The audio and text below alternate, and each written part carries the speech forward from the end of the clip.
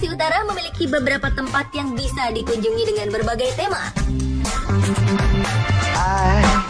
Dan malam ini tim On The Spot akan mengajak Anda pecinta situs bebatuan ke beberapa situs batu unik di Sulawesi Utara.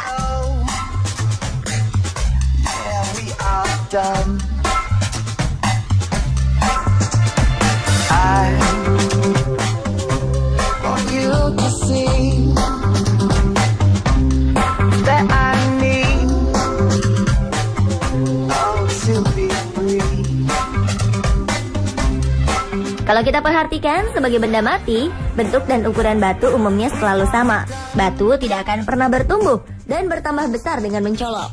Tapi tahukah Anda, jika di Manado ada sebuah situs batu yang katanya bisa bertumbuh besar? Situs batu-batu ini bernama Sumanti. Karena fenomenanya yang sangat unik, sebagian warga Manado menganggap batu ini sebagai batu keramat. Batu Sumanti adalah susunan batu dengan berbagai ukuran dan bentuk. Batu-batu di sini berdiri berjajar dan konon terus bertumbuh dari hari ke hari. Pada zaman Minahasa Purba, batu Sumanti merupakan tempat untuk melakukan ritual rumuru, yaitu sebuah ritual mengusir dan memisahkan roh jahat atau wabah penyakit dari wilayah pemukiman. Biasanya batu-batu keramat di Minahasa menjadi tanda adanya pemukiman di daerah tersebut. Nah, situs batu ini juga menjadi pertanda bahwa tempat batu ini berada, yaitu Kecamatan Tikala. Daerah ini merupakan salah satu pemukiman tertua di Manado.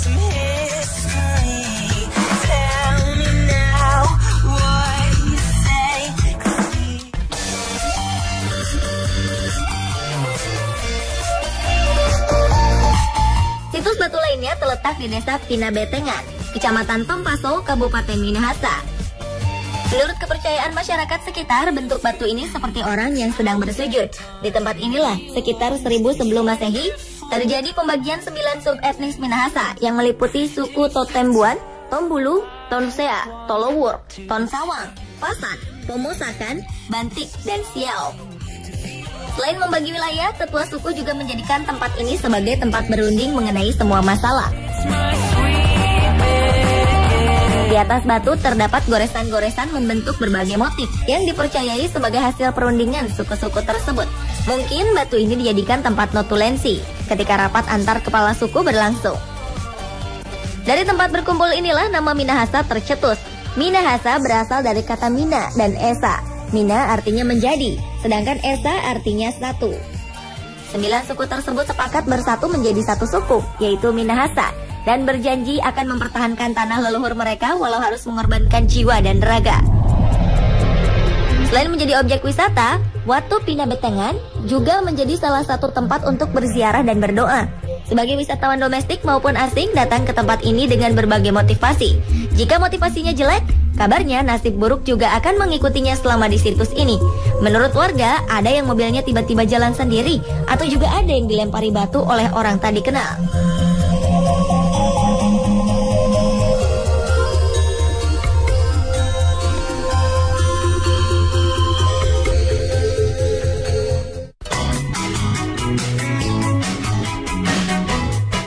Untuk yang terakhir ini memang sudah terkenal ke seluruh penjuru dunia, adalah waruga, makam leluhur orang Minahasa yang terbuat dari batu. Setiap waruga terdiri dari 2 bagian. Bagian atas berbentuk segitiga seperti atap rumah, dan bagian bawah berbentuk kotak yang terdapat ruang di bagian tengahnya. Uniknya, di bagian atap terdapat relief yang menandakan strata sosial orang yang meninggal. Apabila dari kalangan bangsawan, bagian atap waruga akan tertera ukiran manusia berjubah. Namun jika tertera relief manusia bertopi perang, hal tersebut melambangkan seorang ksatria. Sedangkan yang ini melambangkan jika semasa hidupnya ia adalah seorang pemburu. Waruga merupakan situs kuburan kuno Sulawesi Utara. Bentuknya seperti tabung yang terbuat dari batu dan ditutup oleh batu pula dengan berbagai bentuk yang unik. Dahulu waruga tersebar di berbagai tempat seperti di halaman rumah. Dan sekarang waruga-waruga ini dikumpulkan di beberapa tempat saja. Nah, lokasi yang dikunjungi oleh tim On The Spot ini merupakan kumpulan waruga yang paling banyak dan paling lengkap. Situs Waruga Sawangan terletak di Desa Sawangan, Kecamatan Air Madidi, Kabupaten Minahasa Utara, Provinsi Sulawesi Utara. Karena unik dan menjadi salah satu warisan budaya, situs ini mendapat perhatian dari pemerintah dan dipugar untuk menarik minat wisatawan. Sebelum pintu masuk, kita akan menemukan relief yang menggambarkan bagaimana pembuatan dan penggunaan waruga pada masa lampau. Biasanya, para pria Minahasa mengangkut batu-batu besar dari gunung dan memahatnya menjadi berbentuk tabung. Wah, kebayang nggak perjuangannya pemirsa? Selanjutnya, tabung batu besar ini ditempatkan di halaman rumah untuk persiapan jika ada anggota keluarga yang meninggal. Jenazah yang meninggal akan dimasukkan ke dalam tabung dengan posisi jongkok. Posisi ini mengingatkan kita pada posisi ketika di dalam kandungan ibu.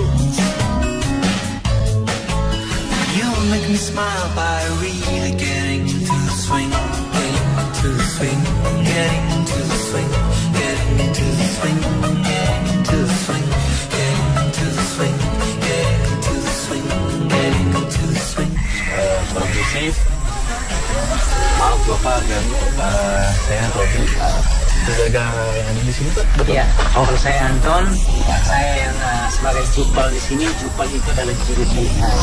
Juru peliharanya dari tangan warga ya Pak ya. Dan ini memang kuburan kuno ya Pak ya. Iya.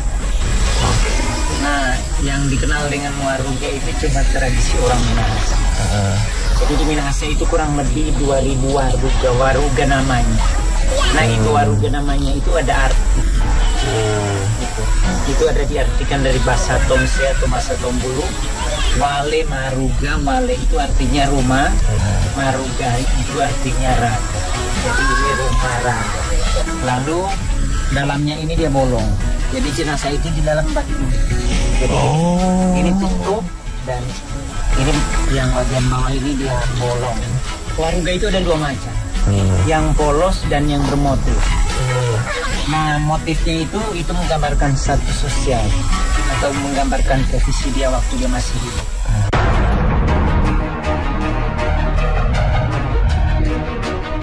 Jumlah waruga yang berada di kompleks seluas 1.363 meter persegi ini 143 buah. Waruga-waruga ini dikelompokkan menjadi 3, yaitu waruga kecil yang tingginya di bawah 100 cm, waruga sedang yang tingginya antara 100 sampai 150 cm, dan waruga besar yang tingginya sekitar 150 hingga 250 cm. Uniknya pemirsa, ternyata satu waruga tidak hanya diisi oleh satu jenazah saja. Beberapa waruga diisi lebih dari satu jenazah. Misalnya, jenazah sebelumnya sudah membusuk dan tinggal tulang, maka dapat diisi jenazah baru yang masih merupakan keluarganya. Uniknya lagi, masing-masing waruga akan diberi tanda pada penutupnya, sejumlah jenazah yang diisi. Tandanya seperti ini ya pemirsa.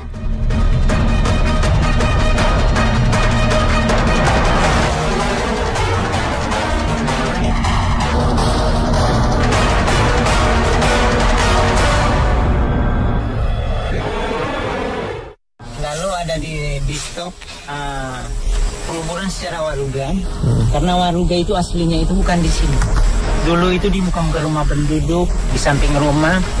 Lalu ini dipakai untuk keluarga, sampai itu baunya itu keluar dari sini, silnya ini dari sini, dia tidak mampu lagi menahan baunya keluar dari dalam ya, sampai dia mengakibatkan wabah penyakit kolera sama masyarakat. Jadi diberhentikan, di stop. Di stop pada tahun 1800 itu.